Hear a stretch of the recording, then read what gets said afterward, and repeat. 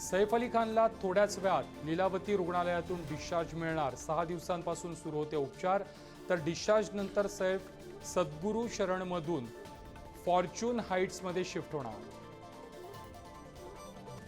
महाराष्ट्र सदन मनी laundering प्रकरणी Chhagan भुजबळांना supreme कोर्टाचा दिलासा, जामीन रद्द करण्याची ईडीची मागणी फेटाळली। नवाब मलिक पुन्हा अडचणीत, समीर वानखेडेंची बहीण यासीन वानखेडेंच्या बदनामी प्रकरणी चौकशीचे आदेश, 15 फेब्रुवारीपर्यंत अहवाल सादर करण्याचे वांद्रे मॅजिस्ट्रेट कोर्टाचे निर्देश।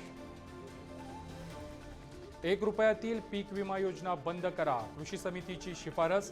योजनेमध्ये भ्रष्टाचाराचा ठपका, तर सरकारनं विम्याचा 100% हप्ता भरावा, शेतकरी नेते विजय जाबंदिया यांची मागणी।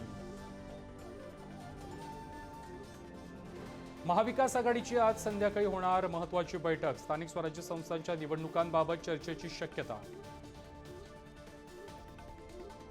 शिंदेंच्या शिवसेनेतील कुरबुरी उघड, अब्दुल सत्तार एकनाथ शिंदेंकडे करणार संजय शिरसाट यांची तक्रार। महायुतीमधील पालकमंत्रीपदाचा वाद शिगेला, शिंदेंच्या शिवसेनेची तीव्र नाराजी, उपमुख्यमंत्री शिंदे घेणार नाराज मंत्र्यांची भेट, भरत गोगावले दादा भुसेंची समजूत काढण्याचा प्रयत्न।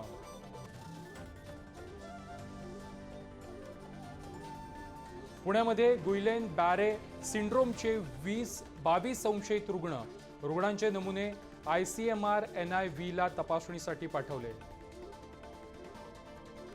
पुण्यातील बिबवेवाडीमध्ये बार कर्मचाऱ्यांकडून तरुणाला बेदम मारहाण, 2 जण गंभीर जखमी, उपचार सुरू, पोलिसांनी मारहाण करणाऱ्यांना घेतलं ताब्यात। बुलढाण्याच्या शेगावातील केसगळतीचं लोण, नांदुरा आणि मोताळा तालुक्यामध्ये रुग्णांची संख्या 230 वर, टक्कल पडलेल्या मुलांनी सोडली शाळा, तरुणांना लग्नाची चिंता तर सामाजिक बहिष्काराचीही भीती।